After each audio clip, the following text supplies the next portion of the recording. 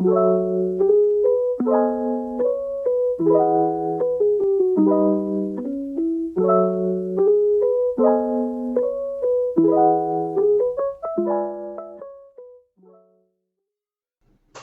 darles la bienvenida a todos ustedes una vez más a este programa Diálogos con los Maestros en el tema de lo controvertido del derecho.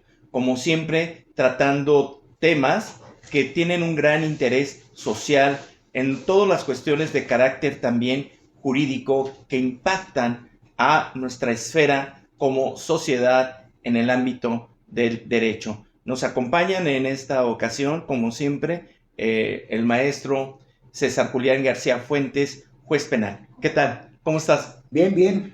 Gracias por la invitación una vez más y aquí estamos a la orden para servirles. El doctor Águila Carretero, doctor en Derecho y también doctor en Filosofía.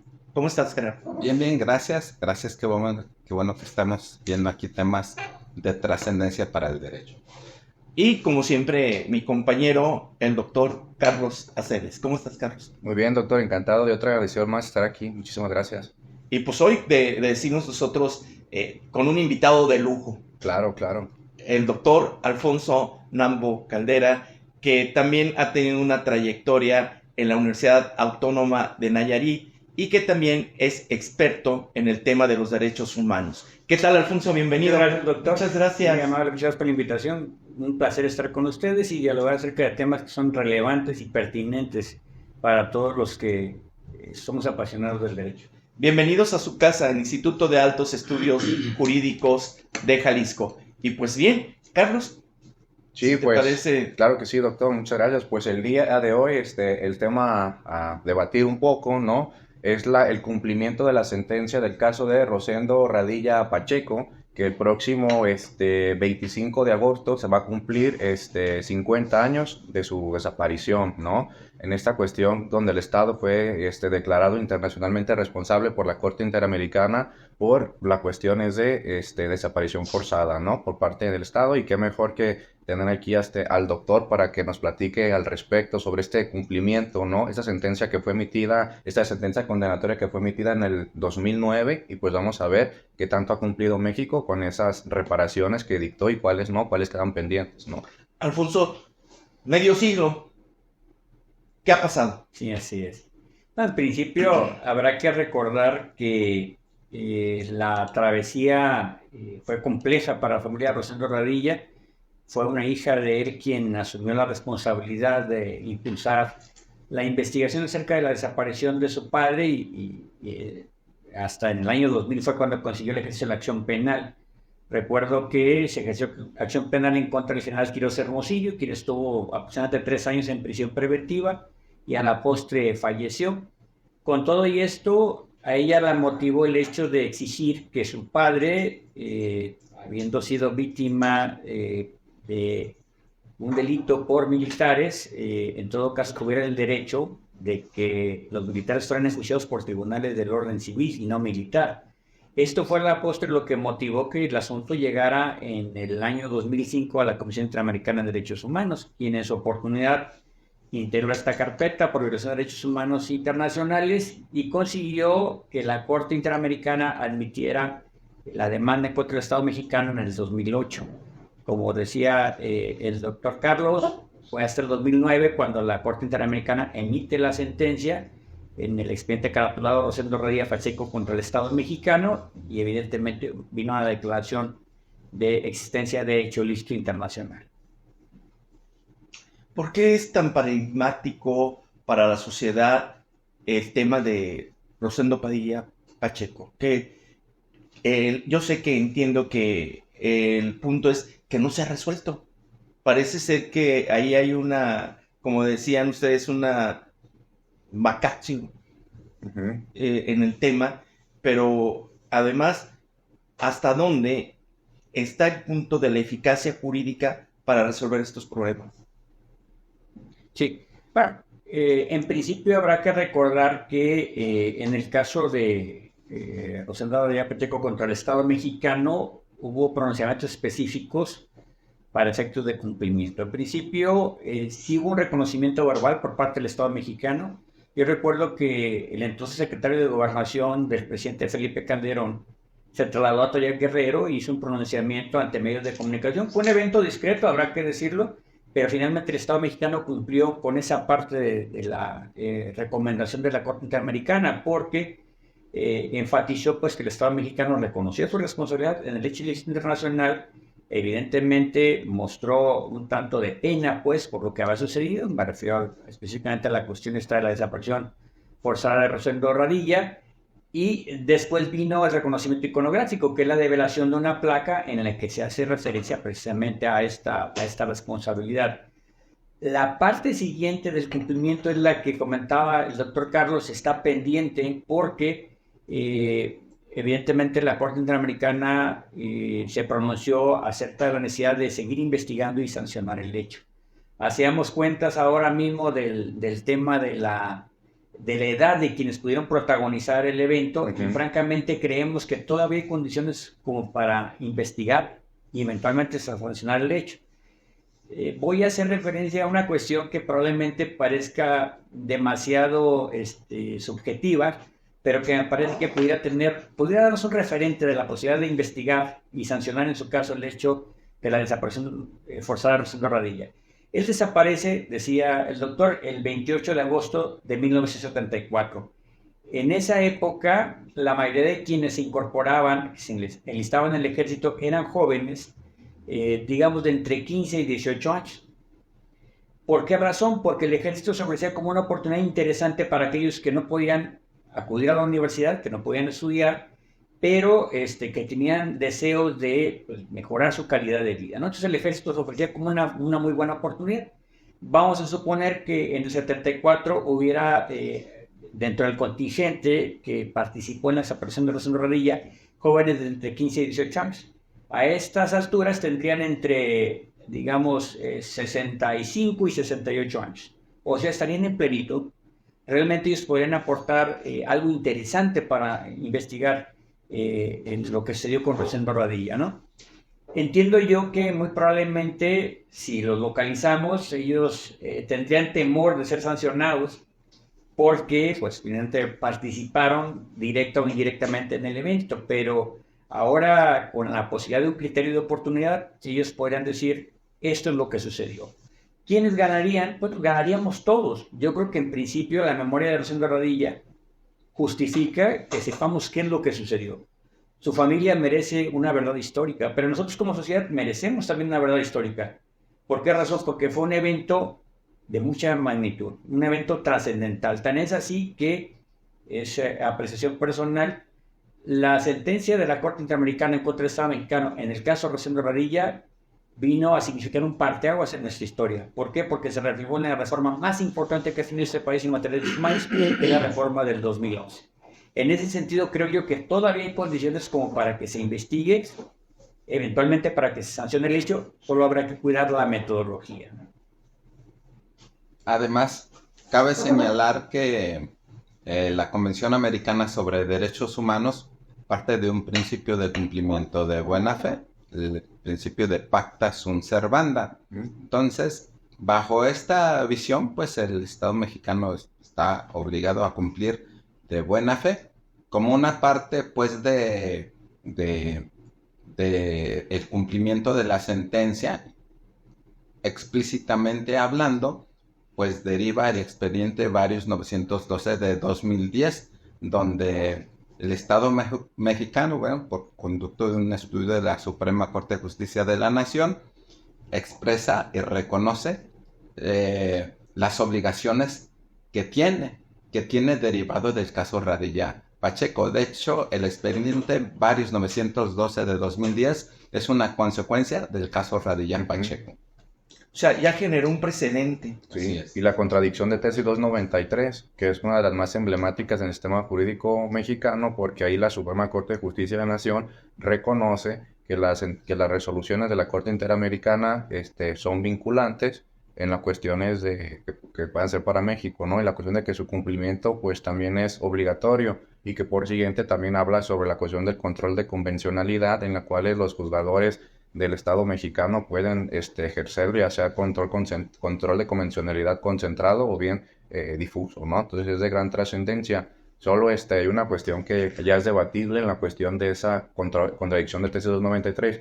Maneja una excepción que dice que los tratados internacionales y la Constitución pues no se ve por una cuestión de jerarquía, sino en una cuestión de complementariedad bajo el principio pro persona, pero menciona que cuando exista explícitamente una cuestión de la Constitución de que un derecho no se vaya a ejercer, va a prevalecer la cuestión de la Constitución sobre el tratado internacional. Pero esto siento yo que ya quedó un poco sobrepasado por la última resolución de la Corte Interamericana, donde mencionó que era inconvencional la figura de la prisión preventiva oficiosa que está en la propia Constitución y que prevé y justifica la cuestión de la privación de la libertad. Entonces ahí no está es una contradicción de la propia Constitución.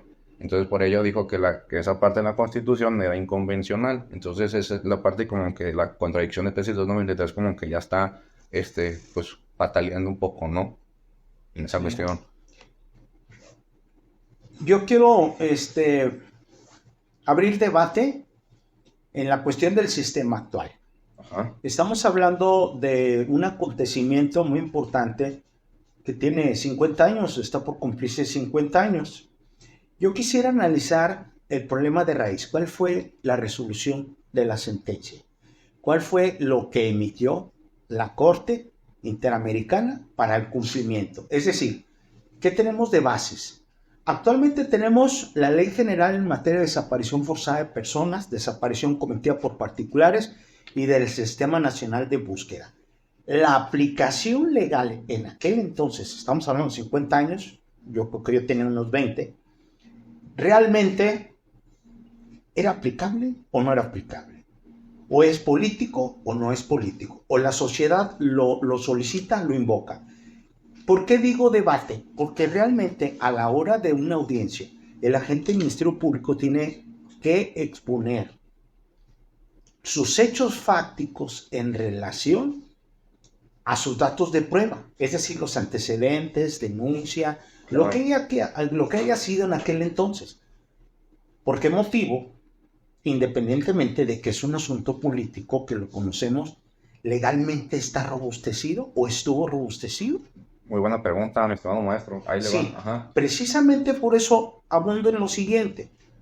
Ahorita, repito, abrimos debate, la gente del Ministerio Público va a hacer su razonamiento, sus hechos fácticos, sus datos de prueba. ¿Qué dice la defensa? ¿Qué dice quién era el responsable directamente? ¿Qué es lo que pasa en la actualidad con los 43 de Ayotzinapa? ¿Cuántos hay responsables? ¿Cuántos no? ¿Cuáles son los hechos fácticos reales, no políticos? Que porque de alguna forma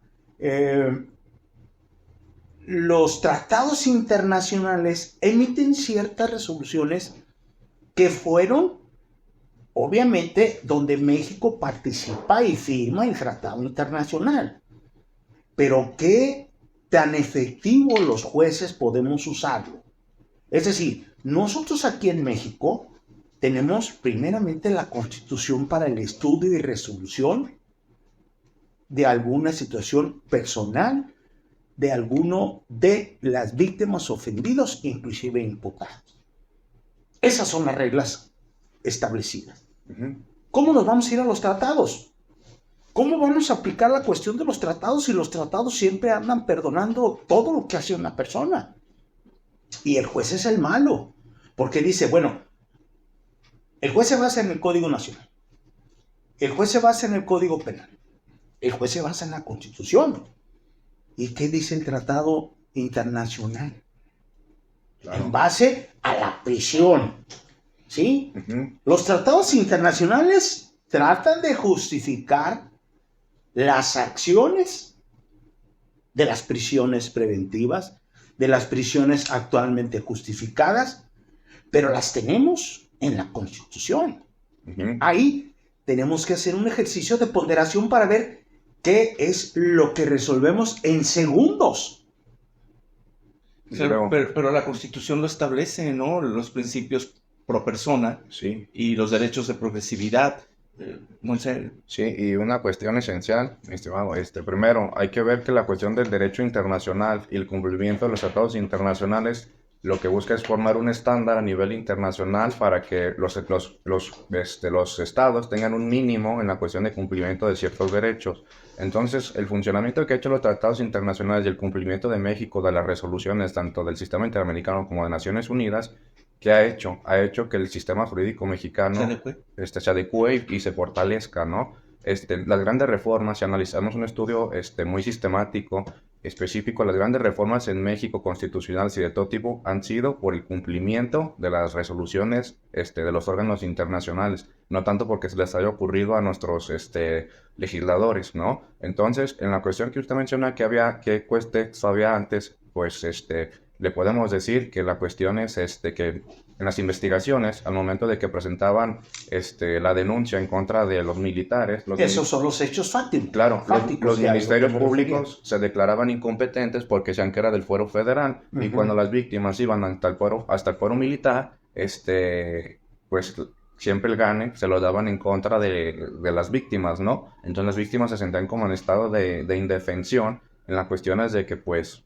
Oye, ¿qué pasa si un militar viola mis derechos humanos? ¿Qué voy a hacer? Absolutamente nada. Me tengo que ir ante la jurisdicción militar y siempre, extrañamente, la jurisdicción militar siempre da el fallo a favor del militar y nunca del civil. Entonces, cuestiones como esas han obligado a México, por medio de las sentencias de responsabilidad internacional, de que vaya adecuando a las cuestiones de su derecho interno, ¿no? Entonces, la ley de desaparición forzada en cuestión mexicana ha sido por cumplir resoluciones de órganos internacionales, la reforma de 2011 también, o sea, todo es por la cuestión de un cumplimiento. Ahora bien, la cuestión de la la prisión preventiva oficiosa, la Corte Interamericana solo le dijo al Estado mexicano que le hace falta adecuar dos cuestiones en su constitución, que justificara en el test de proporcionalidad que menciona el Robert Alexy, en las cuestiones de las tres partes que deben de tener, la primera parte sobre la cuestión de cuál es la finalidad. Y en la cuestión de México, en la primera posición no menciona cuál es la finalidad de la prisión preventiva, ¿no? Que puede ser, pues, la cuestión de que el imputado no se escape, etcétera. La segunda es la cuestión de la idoneidad. Oye, ¿no hay otra medida que pueda cumplir con las mismas necesidades, o el fin con el cual quieres hacerlo? ¿No existe otra? Nada más meterlo en la cárcel. Menos gravosa. Menos gravosa, no sé, ponerle un torniquete digital, algo para localizar, qué sé yo, ¿no? Entonces, y es la cuestión que dice la Corte Americana, eso no lo pasó, pero como usted bien menciona, en la cuestión de la praxis, pues es otra cuestión, otro tema, ¿no? Otro boleto. Sí, por ejemplo, vuelvo a preguntar. Los que están empapados en los hechos fácticos, estás haciendo un señalamiento lógico y jurídico donde da vida a una causa, o actualmente sería una carpeta de investigación inicial por parte del Ministerio Público. ¿Qué es lo que sucede? Yo como el juzgador, en este caso, escucha ese tipo de cosas. ¿Cuáles son, hasta cierto punto, los elementos constitutivos o los dictámenes periciales para determinar una desaparición forzada? ¿Quién me lo puede decir? Se refiere a los elementos de la... Sí, ¿cuáles son los dictámenes periciales? Obviamente, quién lo vio, quién lo levantó, quién se lo llevó. En síntesis.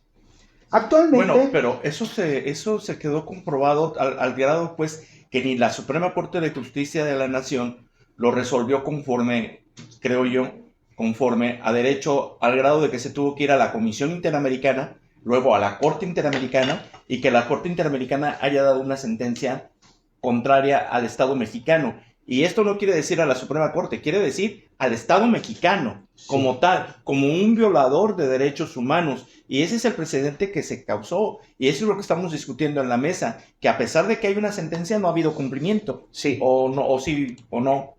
Digamos que el cumplimiento parcial, ¿no? Yo ¿Un cumplimiento parcial? Sí, cumplimiento parcial. ¿Cuál era la resolución en sí para poderlo analizar jurídicamente en esta mesa? Okay. Es decir, condeno, no condeno al Estado mexicano por esto, por lo otro. Pero realmente tenemos que tener pruebas. Anteriormente eran pruebas, hoy son datos de prueba. Sí, claro. Es indicios, datos de prueba, medios de prueba y prueba. En la actualidad. Hace 50 años, ¿cómo estaba estructurado el derecho? ¿sí? Ahora hablamos de derechos fundamentales. Antes hablábamos de garantías constitucionales o de garantías.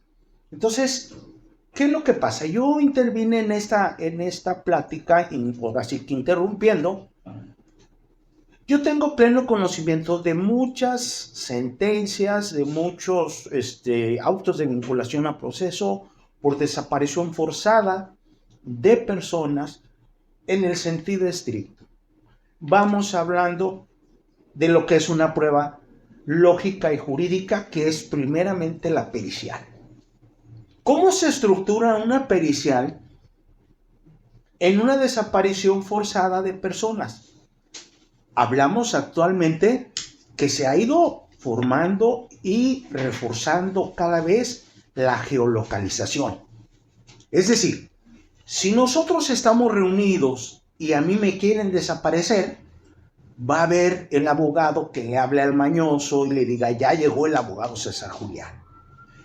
Y el mañoso le va a hablar a los demás, ya llegó, invítenlo a un café aquí al restaurante y de ahí lo levantamos. Es decir, hay un antecedente claro donde hay una comunicación. Y actualmente esa es la prueba idónea para una justificación, ya sea de vinculación a proceso o una sentencia condenatoria por el delito de desaparición forzada. En el caso de Rosendo se lo había. La cuestión de Rosendo pues era un político que obviamente era antisistema que estaba, y aparte también era cantante de corridos, y obviamente sus corridos pues eran en contra del gobierno. Y era el sexenio de Luis Echeverría. Exacto. Sí, veníamos de una etapa convulsa, una etapa muy complicada. 68. En la Guerra Sucia, en la etapa de la Guerra Sucia. O sea, esos antecedentes que yo les pido es para poder... 68, 71, 74, que son... Claro. 6 años. ¿Qué podemos razonar en este sentido? Yo tengo los elementos constitutivos en materia de desaparición para determinar una vinculación a proceso. En un municipio del estado de Jalisco, y es más, en varios, actualmente es un delito, por decir así, en una comisión actual. Es decir, voy a desaparecer a fulano tal. ¿Quién interviene en la desaparición? ¿Quién tiene cierto poder? Claro. Hay ocasiones donde los policías, llegan 8 policías y tienen pleno conocimiento, como en ese caso de Radilla Pacheco, hay muchos más que tienen conocimiento de donde enterraron personas. Hay 20, 30 fosas de ¿cómo se llama? De cuerpos, llenas de cuerpos, y que se dan cuenta. Los malos, dicen, se dan cuenta y van y buscan a esa persona. Hay personas que son levantadas delante de una autoridad y la policía se los lleva. Y son producto de una vinculación. ¿Y cómo analizamos los elementos los juzgadores en este sentido? Precisamente en las sábanas llamadas que en un momento dado la fiscalía integra, solicita a las empresas de comunicación. Vamos hablando bueno. Claro. Sí. No se valen comerciales. Pero en ese entonces las empresas, era complejo, ¿no? Sí, haz lo que voy, porque de alguna manera, ahorita en la actualidad, de ahí nos valemos. ¿Y qué pasa si no hay esa pericia? Sí. Entiendo el punto. Me parece muy interesante el punto que planteó, doctor, por lo siguiente. Pero el derecho no se desvanece así. No, claro que sí. Se actualiza. Claro que sí. Se actualiza. Pero espérame, es que hay un punto muy importante. Sí. Se actualiza, sí. Pero hay que acordarnos que el derecho se va transformando como vamos viviendo a la actualidad. ¿Por qué? En aquel entonces, en aquel caso, dice el jurista, el compañero jurista, es que hay elementos para seguir investigando. A ver, ¿sí me explico? ¿Qué es lo que tenemos que darle, por decir así, distribución, publicidad, hacerle creer a la gente cuando realmente no hay elementos? Pero el Estado tiene que soportar el golpe y decir, bueno, es una situación grave, es una situación delicada, pero nosotros como abogados podemos participar en la defensa de una persona que haya sido señalada, participada, sea del foro común, fuera del foro federal, pero si no tenemos elementos, esto se traduce en un asunto político, no de derecho. ¿Qué ibas a decir? Sí. No, es que es muy interesante el planteamiento del doctor. Por un momento debemos llegar a coincidir en que diera la impresión de que la desaparición forzada es refractaria a la prueba directa, ¿sí? Y obviamente en el tiempo que sucede, claro. la desaparición pues era mucho más complejo. Si ahora mismo es complejo, pues, obviamente en aquel tiempo lo era mucho más. Tendríamos que apoyarnos apenas en indicios, apenas en otro tipo de efectos de prueba mínimos para poder conjeturar la desaparición forzada de una persona. Y sí habría que hacer una precisión, ¿no?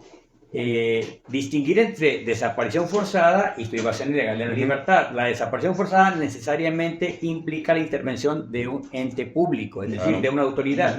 Porque si no cae en este ámbito, entonces hablaríamos de privación ilegal de la libertad y probablemente la muerte de una persona, pero eso sería atribuido a la delincuencia organizada. Lo que la delincuencia organizada realiza en este ámbito cae en el ámbito de lo penal. La desaparición forzada en todo caso sería atribuible al Estado.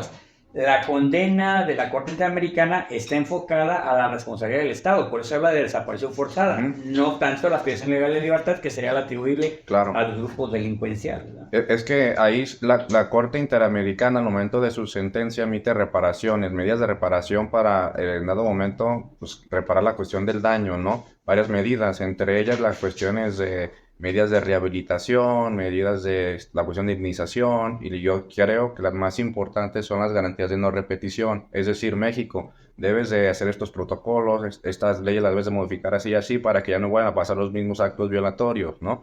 Entonces, en este caso, la Corte Interamericana previó que México no tenía un mecanismo en la cuestión de poder juzgar a militares cuando hicieran la cuestión de un acto ilícito en contra de un particular, porque todo es la jurisdicción hacia el militar, ¿no? Entonces, en la garantía de no repetición, la Corte Interamericana hizo dos grandes observaciones, ¿no? Una que modificara el artículo 57 del Código de Justicia Militar y también que modificara la cuestión del artículo 215A del Código Penal Federal. ¿Esto para qué? Para que en la cuestión de los particulares tuvieran un medio de defensa cuando un militar violenta los derechos humanos de un particular, el militar sea juzgado en el fuero pues de los civiles, no tanto ya en la cuestión de la cuestión castrense, ¿no? ¿Por qué? Pues porque pasa lo que mencionábamos.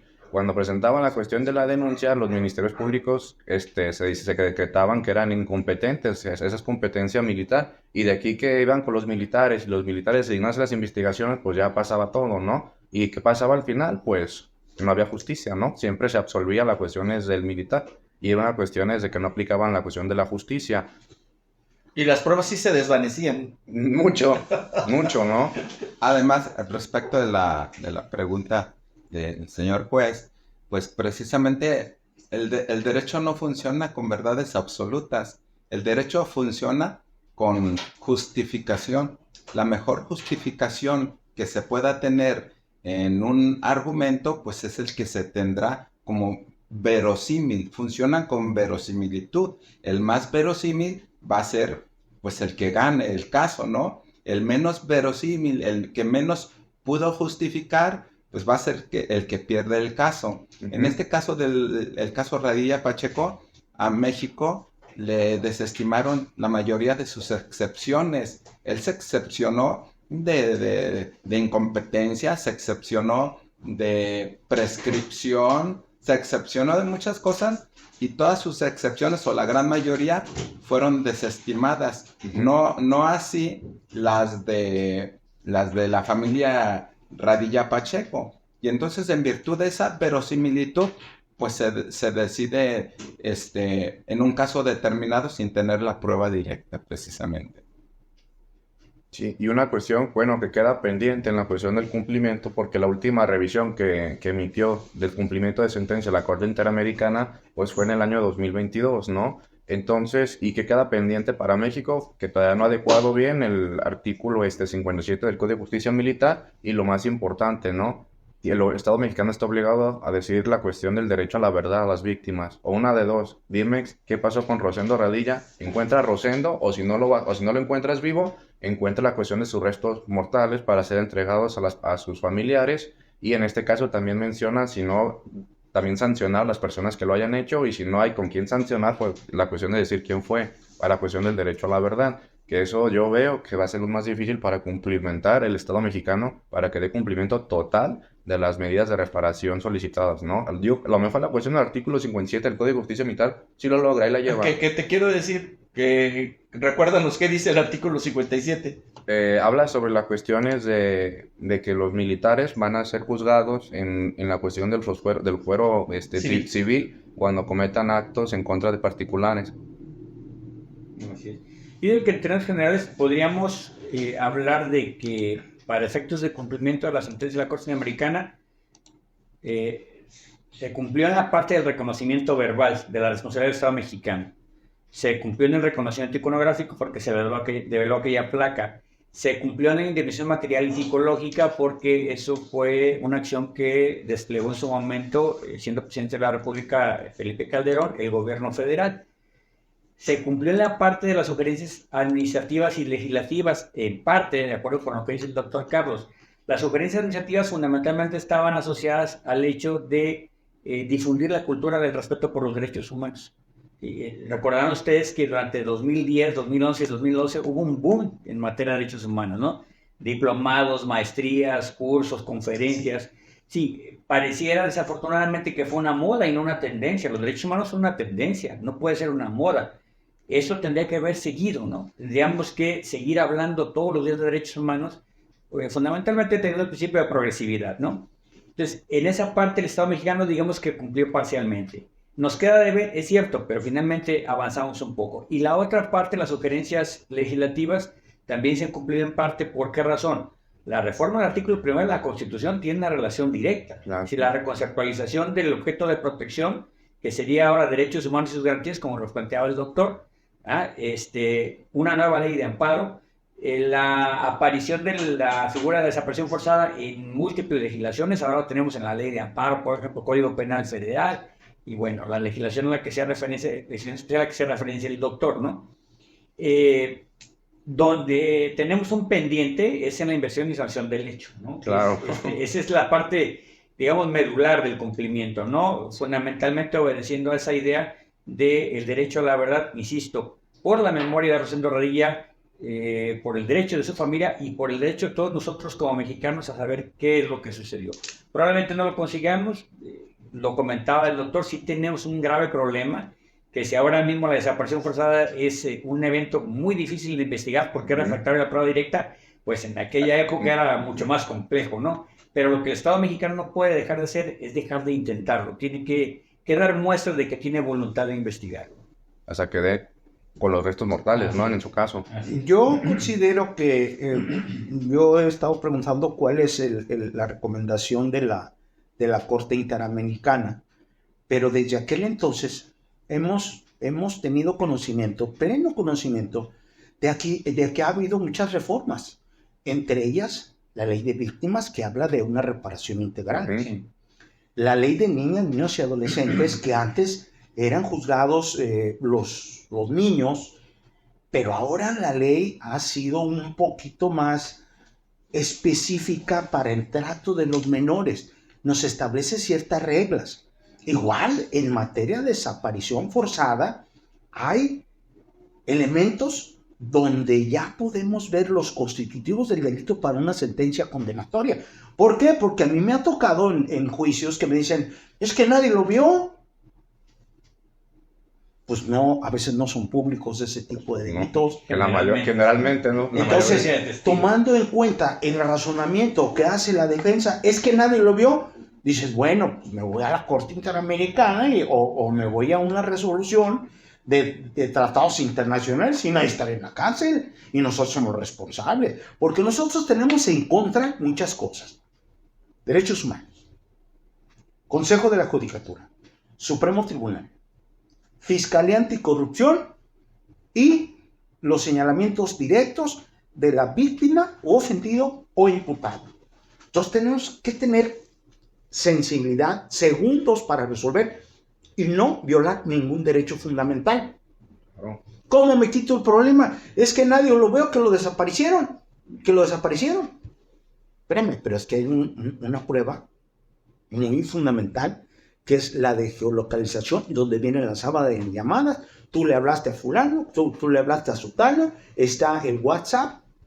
¿Por qué? Porque les voy a decir una cosa, en el ambiente policíaco no se permiten los celulares. En el ambiente policíaco, el municipio dota a los policías y a las patrullas y a todos los demás para que tengan un medio de comunicación interno. Únicamente, quien trae celular es porque quiere. Y se le permite hoy por no violar sus derechos fundamentales. Pero yo inclusive he hecho ese tipo de razonamientos lógicos y jurídicos en una sentencia que digo, tú no tienes por qué usar el celular. A ti el municipio te dio un radio, tienes en tu patrulla radio para poderte comunicar entre los elementos de policía. Ahí difícilmente va a ser clara la geolocalización, Claro. que de alguna forma ya técnicamente ya está muy, ¿cómo les puedo decir? Muy fácil de detectar también esa comunicación. ¿Qué ha sido? Quiero pensar que todo esto de la sentencia o de la recomendación que emitió la Corte Interamericana le picó las costillas al Estado mexicano para reformar desde artículos, leyes, repito, la Ley General de Víctimas. Por ejemplo, en un delito de feminicidio, el agente del Ministerio Público me dice, ¿sabes qué? Como reparación integral de una niña de 4 años, cuando tenga 18 años, te pido que lo condenes al imputado al pago de la reparación del daño de 18 millones de pesos. También Como indemnización. no hay que salirnos de una realidad. Que sí, ¿cómo vas a salir a pagar 18 millones de pesos? Claro. ¿Sí me explico? Yo inclusive le dije al Ministerio Público, oye, siento un poquito más razonables. ¿Tú crees que una persona de la comunidad guerrárica que salga de 70 años, que cumpla una sentencia de 70 años, si sale vivo o no sale vivo, cómo es que le doran la píldora al Estado o a la ciudadanía con una reparación integral en el espacio o en la tierra, o con los pies en la tierra? Como en este caso. Sí, claro. Por eso es que ahora volvemos la mirada a autores neoconstitucionalistas como Robert Alexi, ¿no? Que dice precisamente si tienen que considerar los principios como mandatos de optimización en la medida en que sea posible, pero en la mayor medida en que el Estado pueda cumplir, lo va a hacer, porque si no puede al 100 va a decir, pues no puedo, pero son mandatos de optimización en la mayor medida en que sea posible realizar el cumplimiento, porque la norma actúa sobre la ley del todo o nada, o es válida o no es válida, claro. Y el principio como mandato de optimización en la mayor medida que sea posible, pero cumplir. Claro, y luego hay otra cuestión, a ver, primero, que si los jueces no tienen la culpa, pues a ver, la cuestión es que cuando un órgano internacional condena es a todo el Estado, no nomás a uno u otro. Quizás los jueces, ellos tienen que resolver bajo el principio de legalidad, lo que le den la cuestión de las pruebas, etcétera, ¿no? Claro. Pero si un ministerio público no hizo bien su trabajo, no es culpa del juez. El juez tiene que resolver bajo el principio de legalidad. Entonces, si la cuestión de la víctima advierte que hubo una violación, ¿ok? Perdón que te interrumpa, pero eso es lo que estamos tratando de analizar. La verdad histórica, la verdad jurídica, y la verdad. Y la verdad en este sentido. Ontológica, o sea, la verdad. Claro. Pero entonces, en función de que si el juez le está mostrando una verdad jurídica, pero tiene conocimiento de una verdad real, pues en la ponderación debe de aplicarla. Claro. La ponderar y irse por lo real, lo que sucede. Por eso ahí es donde hacen a un lado la norma, desactivan la norma y sentencian conforme a un parámetro de lo que está buscando la sociedad, que es justicia. Claro. Y ver precisamente en el Poder Judicial no órganos amañados, sino órganos que efectivamente son de carácter vertical y que sabes que van a ponderar en función no nomás de la norma, sino también de la condición humana para satisfacer la necesidad de justicia. Eso creo yo.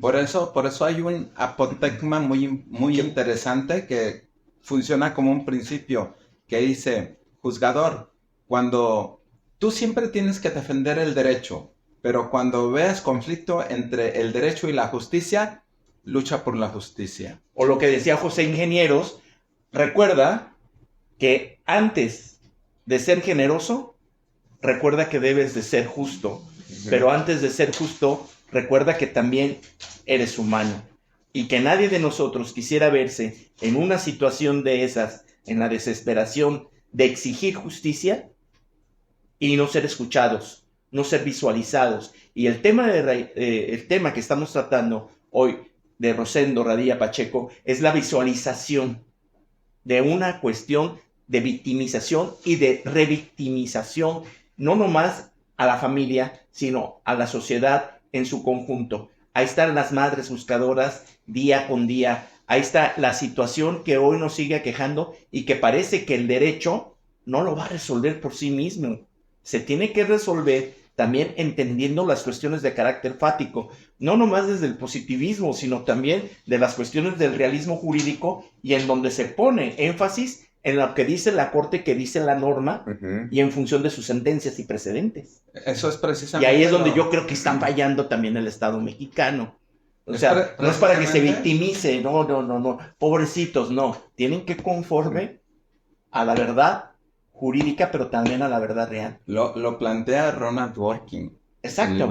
En su libro, Los derechos en serio. Muy interesante el libro. Y bueno, el juzgador también podría aplicar o debería aplicar. Hay algunos axiomas latinos muy interesantes, ¿no? Que a veces no acudimos a ellos, pero los han establecido grandes filósofos como Marco Tulio Cicerón y otros. Pero está este principio. Amicus Plato, sed magis amica veritas. Soy amigo de Platón, pero soy más amigo de la verdad. Buscar la verdad, ¿no? Justificada, como dijo Teofrasto. Ahora, también, esto también nos hace analizar lo que decías tú, Alfonso, que debe haber una reforma al Poder Judicial. Tú mismo lo has... lo planteaste, sí. De la optimización. Sí. Y nosotros vemos que el Poder Judicial no está avanzando tampoco conforme a la medida de la tendencia de los propios derechos humanos. Sí. El doctor hace referencia al matiz político que tiene la sentencia de la Corte Interamericana. Indudablemente lo tiene, ¿no? Tiene un impacto político. Claro, Claro que lo tiene. Quisiera enfatizar yo, doctor, una cuestión. Lo que planteaba el doctor es una realidad. Creo que lo que impulsó a la familia de Rosendo Radilla Pacheco a procurar la investigación sustancial del hecho obedece más a la necesidad de honrar su memoria y en todo caso de exigir la verdad histórica que tienen derecho ellos como familia. ¿Por qué razón? Porque la indignación en el plano internacional no es una indignación que vaya en pos del lucro.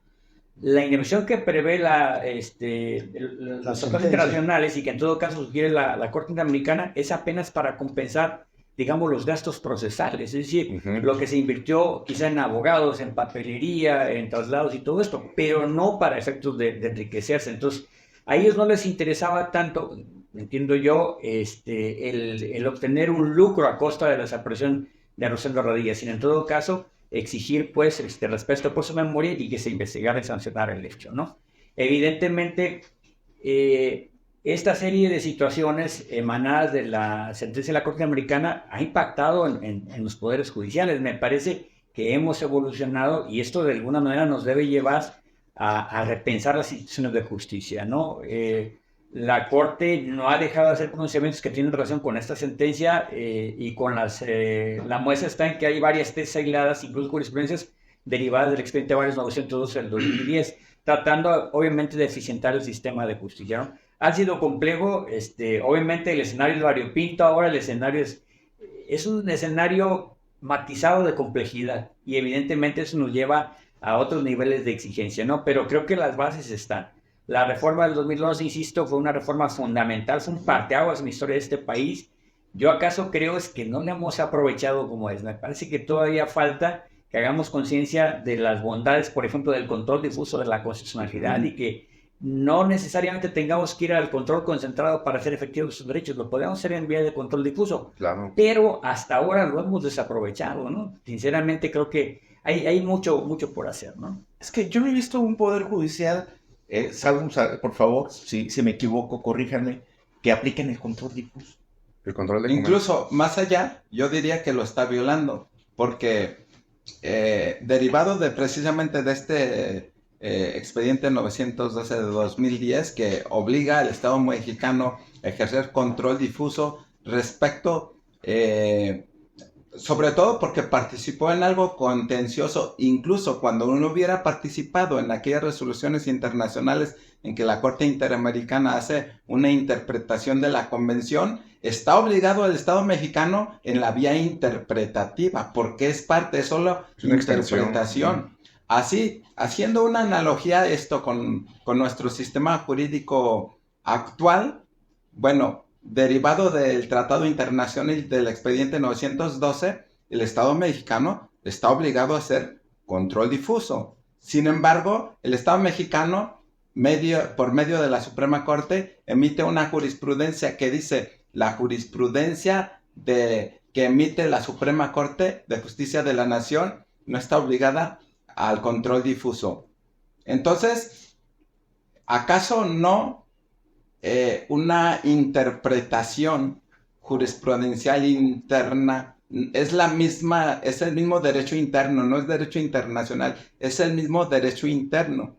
Y la Convención de Viena sobre Derechos de los Tratados, en su artículo 27, prohíbe poner como pretexto que su derecho interno no se lo permite. Y entonces, ¿por qué dice que, por ejemplo, si saca una jurisprudencia donde no sancione una violación a derechos humanos, a ella es obligatoria y a esa no se le hace control difuso? Esa es la controversia, la inconsistencia de lo que el Estado mexicano está obligado y que no realiza. En ese caso, por ejemplo. Miren, Cronos es inexorable. Ya nos están diciendo que el tiempo se está llegando al término. Yo quisiera aprovechar este breve paréntesis para invitar a quienes nos están escuchando o también nos están visualizando en las redes sociales a que se incorporen a nuestra comunidad académica en la base de la licenciatura, las maestrías y nuestro programa de doctorado. Las inscripciones siguen abiertas, los datos aparecen ahí en la pantalla, los teléfonos, los correos electrónicos, nuestro domicilio. Quiero extender muy cordialmente a todos ustedes la invitación de formar parte de esta comunidad académica en nuestros programas de estudio. Y bueno, pues bien, estamos ya en el momento de las conclusiones. Si no les molesta, iniciamos entonces por parte de César Julián. Bien, para concluir en relación al tema y de la desaparición forzada, los juzgadores, por cuestión, ahora sí que jurisdiccional, nosotros no andamos caminando en la calle viendo alguna justicia o injusticia. Y si en el caso de una injusticia decir, oye, pues vente, no. Nosotros trabajamos en relación a lo que nos aportan las partes y resolvemos. Es decir, por mucho que sea un tema político, si no hay elementos, pues, ¿qué va a decir la Corte? Una recomendación, única y exclusivamente. Hay muchos delitos de desaparición forzada de personas actualmente donde se está procesando a funcionarios públicos de alto nivel que han participado y han sido forzados por las personas interesadas en desaparecer una persona.